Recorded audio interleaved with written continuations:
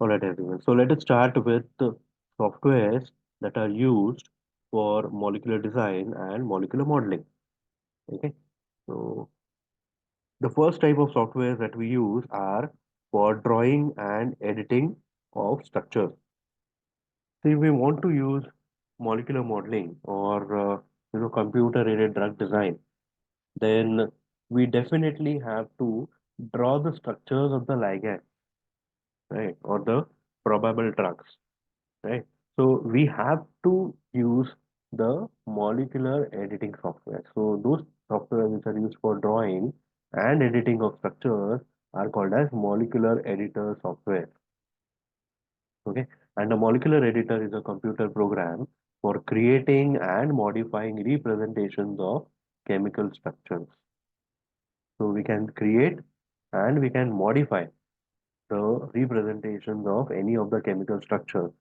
Let that be NCEs or any other thing. Even proteins can be drawn for that matter.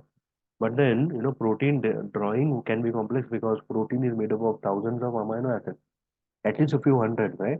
If it's a small amino acid sequence, maybe three, four in a line, we can draw them. Otherwise, what we do is we resort to the protein data bank, okay, from which we can download the structures, the 3D structures of the proteins that have been discovered using X-ray crystallography or NMR solution state spectroscopy. Okay, so uh, so uh, so let us talk about the molecular editor software. So molecular editors can manipulate chemical structure representations in either a simulated two-dimensional space or three-dimensional space. Okay, so we can have 2D structures and we can have 3D structures. But if we want to use structures for drug design, we have to have 3D structures. Okay, three-dimensional structures. So, we can simulate them two-dimensional space or three-dimensional space via 2D computer graphics or 3D computer graphics, respectively. Two-dimensional output is used as illustration or to query chemical database. So, two-dimensional structures का use क्या है?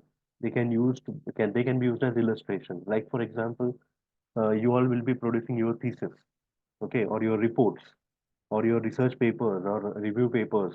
In those, we cannot represent 3D structures. We have to use 2D structures to represent those, the structures of the molecules. Okay. And we can also use 2D structures to query the chemical database. So if we have to put up queries in the chemical database, we have to use 2D structures. Whereas three-dimensional output is used to build the molecular models, usually as a part of molecular modeling software packages. Sorry. So there's two-dimensional, three-dimensional structures. These are essential if we have to build molecular model. Okay, we have to go for molecular model.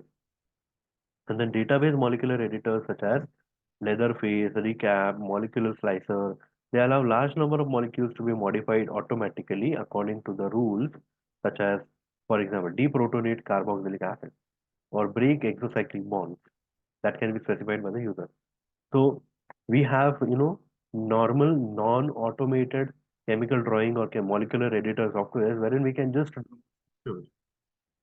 Whereas, there are other database molecular editors which can be used to automatically process the ligands, to automatically process the ligand structure. Like for example, a database has, thousands of molecules, and if in that thousands of molecules, we have maybe a few tens of molecules which have carboxylic acid group.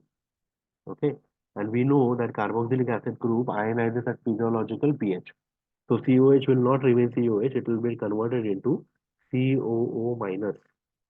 Okay, and COO minus will have possibly ionic type of interactions with the receptor. So if we want to check whether COH group, if at all it is present, whether it is giving out ionic interactions or not, then we can specify rules such as deprotonate carboxylic acid. So that means that H plus will be removed, CO minus will be left out in the molecule. And then that molecule will be docked, for example, by virtual screening. And what we'll obtain is the possibly the ionic interactions that are happening between this group and the receptor, this group of the ligand and the receptor, right? So that is how database molecular editors, they tend to be automated. Okay. Then molecular editors typically support reading and writing at least one file format or line notation. Examples of such include mol file. Okay, so mol file is a file format. So if say suppose if I am drawing a software, uh, if I am drawing a structure, okay, and this structure I want to save. Okay, so say suppose I am drawing this particular structure, and I want to save this. Then I'll save this as .mol format. Okay, like for example, for Word documents we have .doc format, right? For Word document we have .doc format. For PDFs we have .pdf format. Similarly, for molecules we have .mol format. Okay, there are various other formats as well. For example, .sdf format. Okay, so we can save our molecules in these formats. Okay, and then we can also save these molecules in line notation format. So line notations यानी instead of drawing the entire structure, we can just convert that structure into one simple line notation, and that can be saved. So either as an input or as an output, this notation can be saved. Example, we have smiles. Smiles is an example of a line notation. So smiles ka full form is simplified molecular input line entry specification. Simplified molecular input line entry specification. Okay, so that is nothing but converting this entire structure into one simple line. Okay, and that line will contain details of the structure. Okay, and files generated by molecular editors can be displayed by molecular graphic tools. So we have the user interface, which will be used to display the structures of the ligands. Okay, even to some extent, the structures of the protein receptors or enzymes or DNA, RNA, whatever we are trying to use as the target. All right. So the first type of software that we have seen are the molecular editor software. Now this is just a consolidated list. Okay, this is not a full-fledged list, exhaustive list. This is a consolidated list of software that are available for structural drawing. So we have ChemDraw, okay, by ChemExon. Then we have ChemBioDraw. Then we have ChemSketch. So these are different molecular editors or structure drawing software that are available. Okay, most of them are licensed. Anything we have to pay for their use. For example, ChemBioDraw. This is licensed. Trial versions are obviously available. Okay, but we can use the licensed versions for the software. ChemExon's ka ChemDraw is also one of the uh, trial version software. Now we have ChemSketch. ChemSketch is by ACD Lab, and this is also a software that is available for trial. This is also a software that can be purchased, okay, via licensing. But if we are, academicians, if we are researchers, then we can just apply to ChemSketch ACD Chem Labs via their webpage, and we can obtain a perpetual license of ChemSketch for academic use. Okay, so ChemSketch is one software which is very easy to use, and these softwares, especially ChemSketch, can be used as a perpetual license for being a student. Okay, and some of the marketed software have their own modules for drawing structure. For example, Maestro. Maestro has its own structure drawing module. ChemExon. It also has its own structure drawing module. Okay. So, so this was these were the first set of molecular editor softwares that we are using in computer-aided drug design. सबसे पहले, why did we talk about this molecular editor? Because first of all, we need to draw the structures of the ligand, sometimes the structures of the proteins as well. That is what is essential for any type of molecular modeling exercise or computer-aided drug design study. Okay, and let us have a look at the list of other software. So computer software for computer assisted organic synthesis, CAOS. Okay. is used in organic chemistry and computational chemistry to facilitate the task of designing and predicting chemical reactions. So, similar to how we have molecular editor softwares, we also have something called as computer-assisted organic synthesis. So we have computer-assisted drug design, right? Computer-aided drug design. Similarly, we have computer-assisted organic synthesis. What do we do with these softwares? We predict how to synthesize a given molecule. Okay, it is as simple as that. We'll use these softwares for predicting how to synthesize a given molecule. Sorry. Now the computer-aided organic synthesis uh, problem reduces to identifying a series of chemical reactions which can, from starting materials, produce a desired target molecule. So what can we do?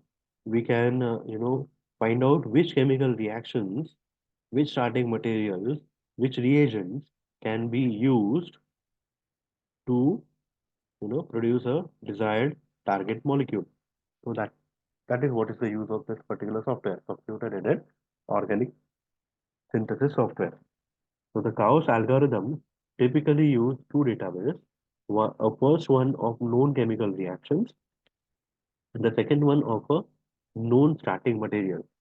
Typically those molecules that are commercially available. So it will use two databases. One is known chemical reaction, the other one is known starting material. So using both of these, it will help us to predict how to synthesize the given product. Okay, so whatever product is there, which starting material, which known reaction, which reagents can be used to produce that final product. The desirable synthetic plants, they should cost less, have high yield, and avoid using hazardous chemical reactions and intermediates. So this cow software usually, they will give us predictions, such synthetic reactions, which will have less cost of the starting materials and the entire reaction, higher yield for the reaction, and then avoiding hazardous reactions and intermediates. Typically, they cast a planning problem. Significant progress has been made in cow. So cow softwares, they have been utilized in addition to computer-aided drug design. See, if we are designing a molecule, okay, I can design. If we want to design a molecule, we can produce any type of molecule. We can design any kind of molecule. But that molecule should be synthetically feasible as well, right? For example, if I am drawing this particular molecule, which has simply, three, four phenyl rings connected to each other, in a random manner. Now, to design, I can design anything, but that should be synthetically feasible as well, right?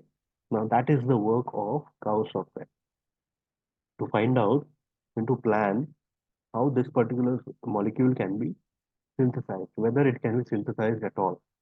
Okay, so that is how cloud softwares are used in addition to computer-aided drug design software. Now, this is a consolidated list of computer-assisted organic synthesis. And this is again not an exhaustive list, this is a consolidated list. So we have Cynthia. Cynthia is by Merck. Previously it was called as Chematica. And we have various other, see, this is a list, a consolidated list of software. So we have Spaya, we have Vodka, we have Organic Synthesis Exploration Tool, Gyren, Syngene, Lassa, Sylvia, ChemPlanner, ICSynth. Sorry.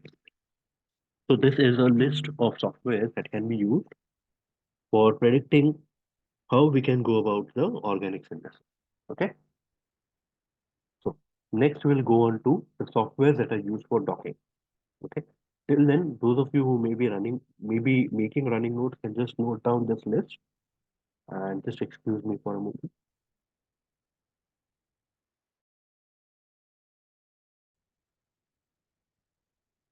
All right.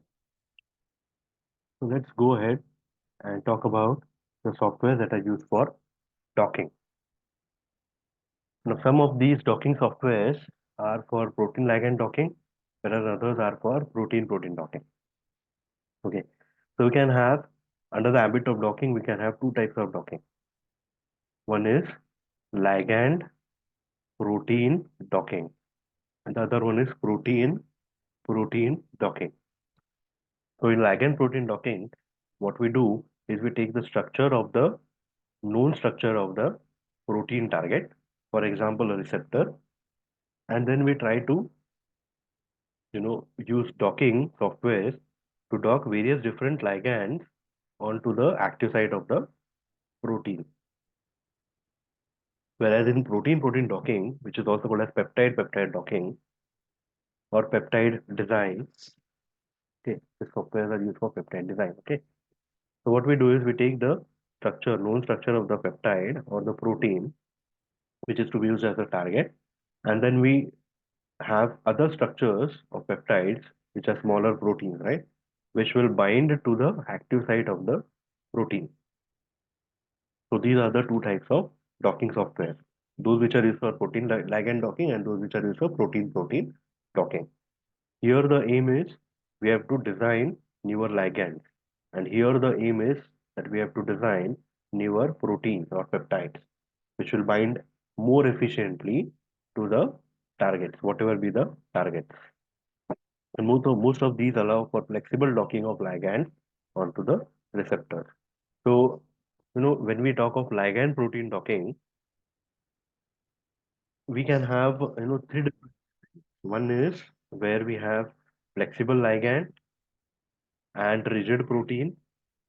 The other one is when we have flexible protein and rigid ligand.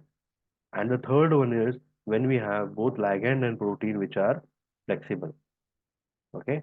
And the first and the second method, wherein either the ligand or the protein are flexible, these are not widely used. Whereas the third method, wherein both ligand and protein are flexible, are widely used. Now, why is that so? Because we know that in our body we have huge number of proteins.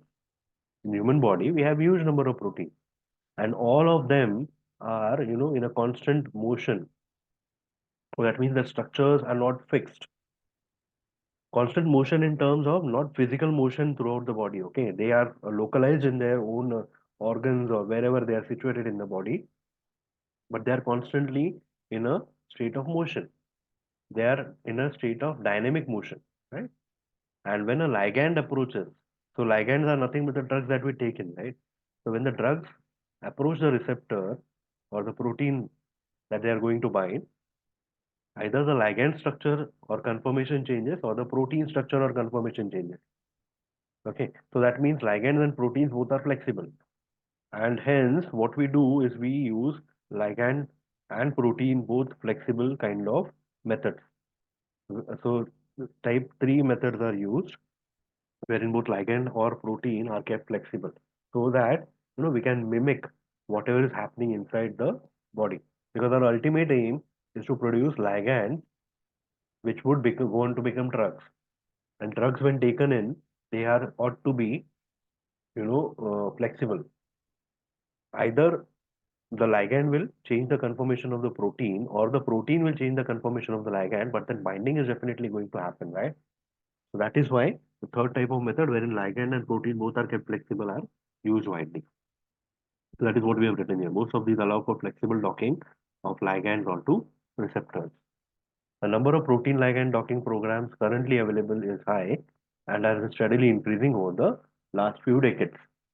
So initially, when computer-aided drug design was started, it was started only for designing newer ligands.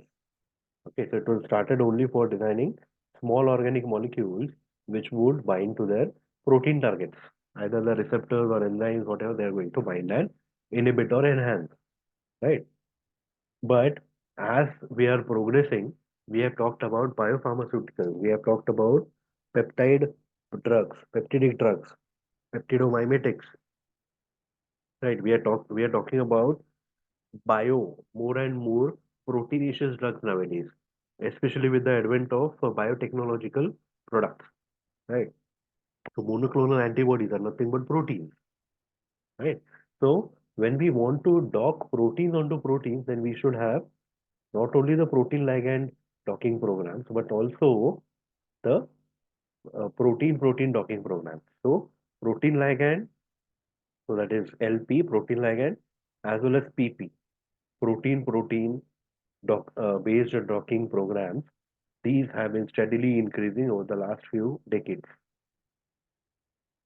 Why is that so? Because docking is one of the most widely used method of computer aided drug design. Okay, it is very simple to do. Docking is actually very simple to do, but then we have to do it very carefully. Okay, because if we don't validate our studies, then the docking studies that we are doing, they have no meaning at all. Okay, so just because of their utility, just because of their usefulness, applications in modern day drug discovery, huge number of docking software are now available. Many of them are free, and few of them are commercial. Okay, licensed versions. So the licensed versions are heavily researched upon. So they will have their force fields and other parameters very nicely set up for docking programs.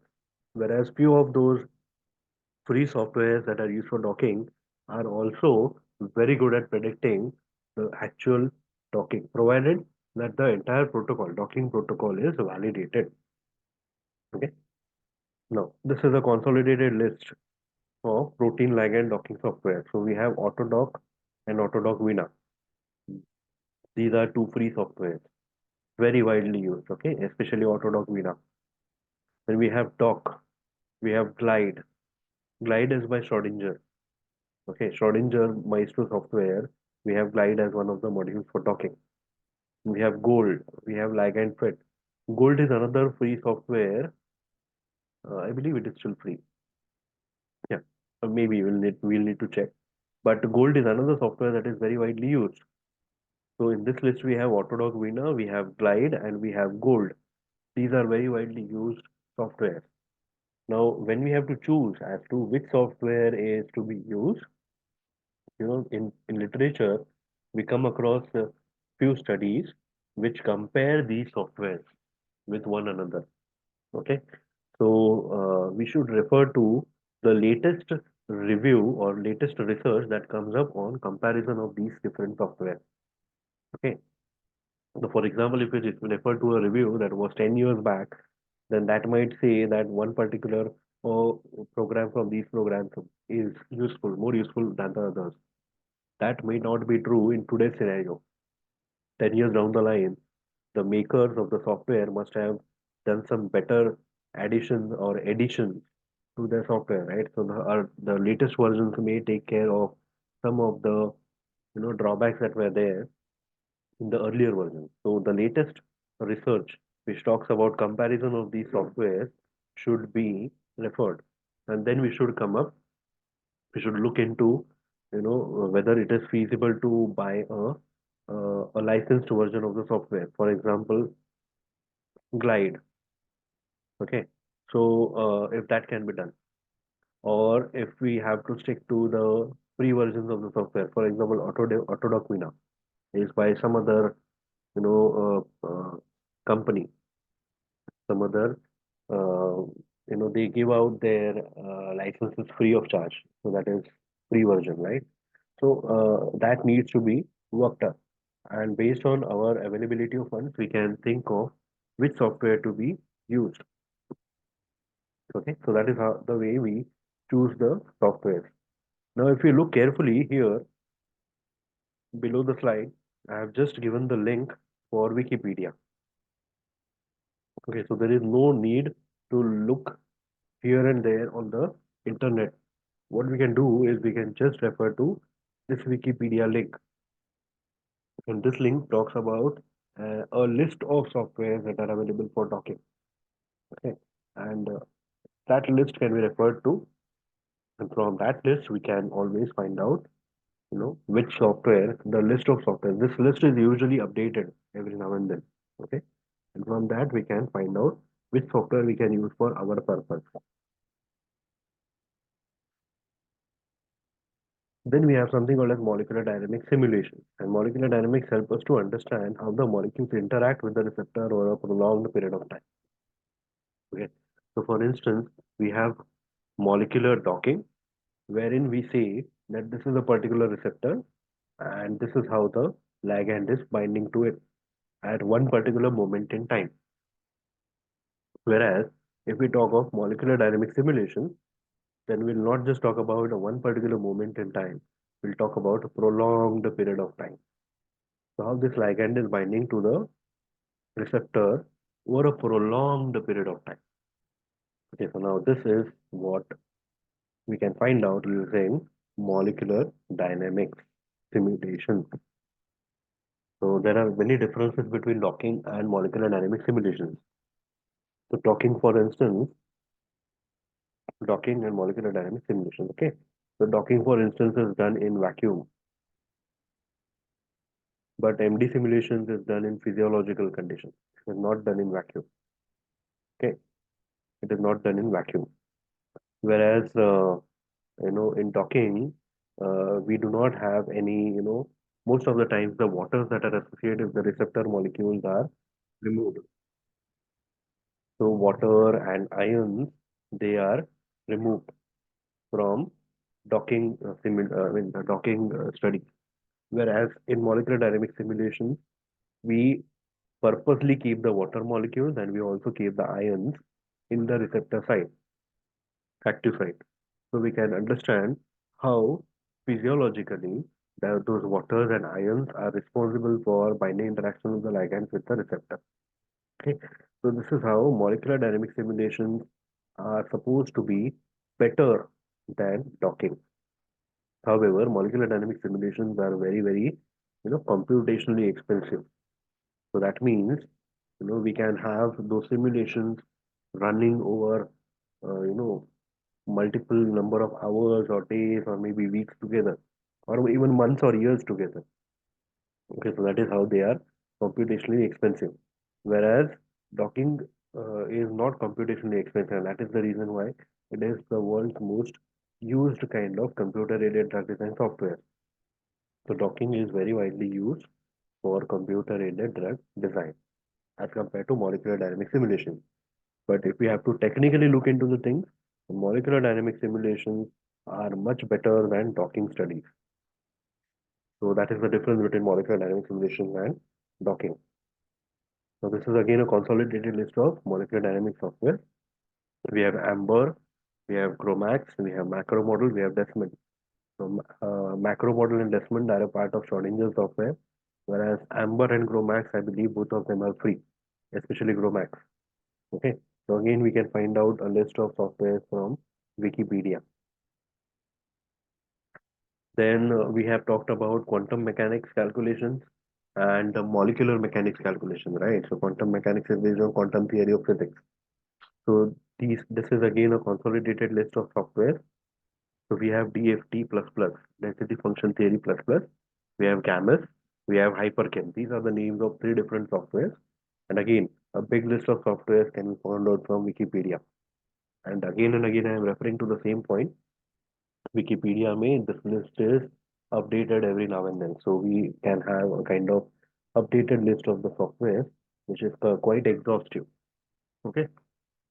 Then, for comparison of software which are used for molecular mechanics modeling, again we can refer to Wikipedia. And for that, I'll just like to go on to this Wikipedia page. Okay. So I'll quickly just exit this particular sharing. So I'll just stop sharing for a moment.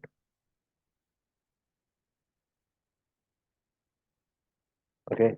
And then I'll like to go to the page of Wikipedia, which talks about, just give me a moment.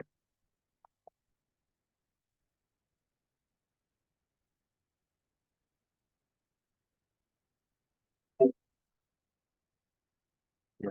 So I'll just go to this particular link.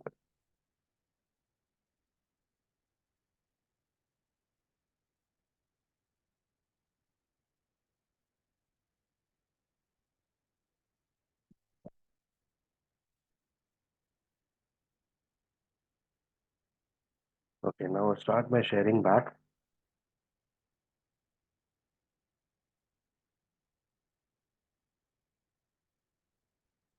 So can you all see this shared screen now? I guess it is visible to all of you. All right. So this is the Wikipedia link for comparison of the different software that are available for molecular mechanics modeling. Okay. So have a look. Have a look at this list. It is almost an exhaustive list, a complete list. Okay. So we have the name, then whether 3D models can be seen in it or not, whether we can build 3D structures for the molecules, whether we can do energy minimization, whether we can do molecular dynamics simulations, Monte Carlo kind of simulations, replica exchange method of simulations, whether we can do quantum mechanics calculations. Okay, then whether IMP is implicit water. Okay, so whether water can be used. See, the full form that have been written over here. So whether implicit water can be used for simulations, whether GPU is required. So we have CPU, right? So we have GPUs as well. Then specific comments, whether it is free to use or whether that is a purchasable licensed software and the website for it.